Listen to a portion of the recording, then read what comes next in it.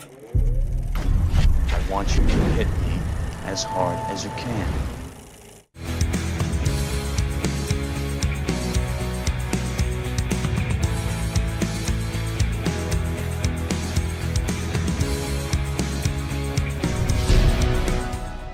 Hey everybody, and welcome back to another edition of The Best Movie You Never Saw. I'm Chris Bumbray, and this week we're taking a look at the classic Harley Davidson and the Marlboro Man.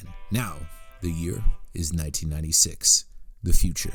A biker, played by Mickey Rourke, and his cowboy pal, played by the great Don Johnson, team up to save their favorite bar from going under. To pull this off, they pull a heist, but wind up in the possession of a massive load of a popular new street drug called Crystal Dream. And in addition to the legends, nay, the gods that are Mickey Rourke and Don Johnson, Harley Davidson, the Marlboro Man also stars a very young Giancarlo Esposito, a very thin Tom Sizemore, and a very sober Daniel Baldwin, in addition to Chelsea Field. And it's directed by Simon Windsor. Yes, that's right, the director of Free Willy. Both Mickey Rourke and Don Johnson were in transition in 1991. Rourke was coming off a slew of disastrous films, including the much maligned Wild Orchid and the remake of Desperate Hours by Michael Cimino, while Johnson was still struggling to establish himself as a leading man in the wake of Miami Vice finishing its TV run. He gave it a go with Dead Bang and of course the underrated The Hot Spot, but never really worked out for him. Thus, the two signed on to do this high-profile, big-budget action flick, which I'm sure seemed like a can't-miss proposition at the box office to them both, this being the heyday of R-rated action. Suffice to say, the movie was met with uniform hostility from critics, with many mocking the product placement of the title, with the leads being named after their favorite brand of motorcycle and cigarette respectively. Probably not the best idea. I mean, Butch Cassidy and the Sundance Kid, this is not. It also wasn't helped by the fact that the film was marred by Rourke and Johnson publicly bad-mouthing it all over town before it opened. They seem to definitely have no love lost for the director, with Mickey Rourke even writing on Instagram recently, "I was fortunate enough to work on a film with Don. The only bad part was the director sucked." But Don knew so much about behind the camera stuff, he used to tell the director where to put the camera. It would be my pleasure to let anyone know Don Johnson is a very great actor and has been underrated for many years. I mean, the guy's so good looking, all he has to do is blink and you can't take your eyes off him. I mean, fair enough, but I'm also sure that Simon Windsor wasn't too keen on having, his star tell him, "You should put the camera over there and shoot me this way." Anyway, the film's box office performance ended up being disastrous, grossing only $7.4 million domestically. Ouch. Now, Harley Davidson and the Marlboro Man benefits tremendously from the second wave of popularity both of its leading men got later in their careers. I think in some regards, Mickey Rourke and Don Johnson are both guys that have only recently become appreciated. At the time, Mickey Rourke was, seen as a pain in the ass who squandered his talent, and to be sure, the man soon left Hollywood altogether to take up boxing, only to finally make a huge comeback with the wrestler many, many years later. Whether or not his reputation was earned is questionable, but in hindsight, many of his late 80s films hold up pretty well, including movies like Johnny Handsome. So perhaps there was something else going on there in the minds of critics that maybe was unfair. Ditto Don Johnson, who was trying to break out from TV, something you really just didn't do back then. You were either a TV actor or you were a film actor.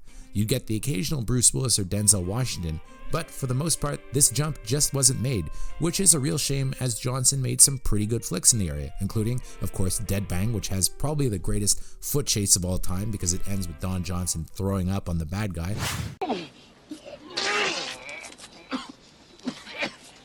And the crazy underrated The Hot Spot. Flash forward to 2019, and both stars are now icons in their own way. While Rourke's never-ending series of DTV movies have definitely hurt his reputation somewhat, he also did The Wrestler and proved beyond a reasonable doubt that he still got it where it counts. As for Johnson, he beat the comeback trail with The Great Cold in July and contributed memorable roles to movies like Brawl in Cell Block 99 and Alex of Venice, and with Knives Out just having closed and grossed over $200 million, and his role recently on HBO's Watchmen, he seems to be getting some of the best notices of his career and also seems on the verge of a major comeback in a way that we probably never predicted back then as a character actor.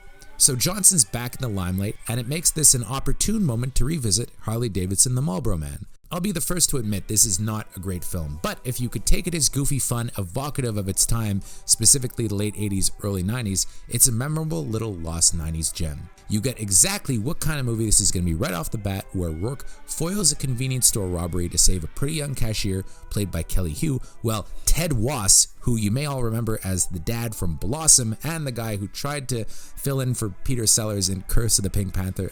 It didn't work. I'm gonna cut your long, wide, deep motorhead. It's a modern, for the time, version of an old Roger Corman B-movie, and in many ways it kind of predicted the Fast and Furious franchise, with the emphasis on close-knit groups of outlaws becoming family, and of course, fetishized vehicles, here being motorbikes rather than cars. Come to think of it, wouldn't it be cool if Don Johnson showed up in the next Fast and Furious movie as Vin Diesel's dad? Heck, Vin Diesel, John Cena, and Jordana Brewster's dad? I mean, it would be amazing, although he probably looks more like Paul Walker's dad. I don't know, it'd be really cool though, I'm sorry, it'd be awesome. Rourke really takes the piss out of his role throughout the film, with Harley being a tough guy, but also one nursing a broken heart. He's sensitive. And my favorite twist in the movie is that he has no idea how to fire a gun despite his best efforts. Similarly, Johnson brings an outlaw swagger to his denim cowboy part, and had this been a better film, you could easily see the two leading a whole series, but alas, the film, while it's fun, just isn't quite good enough. I'd wager the problems stem from poor villains, with Tom Sizemore appropriately oily, although he should have really been second fiddle. Ditto Daniel Baldwin, who doesn't seem like enough of a credible physical threat to the hulking Rourke, or even Johnson for that matter.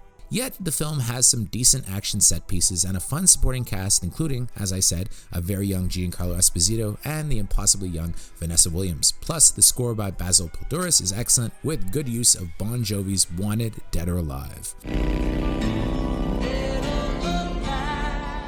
Now, my favorite scene here is definitely Johnson's swaggering Marlboro Man introduction. He's a cool creation, and he seems to be having the time of his life playing the part to the hilt. He also seems to be enjoying not wearing pastels for a change. I especially like it when he lays out his philosophy of life while kicking ass at pool.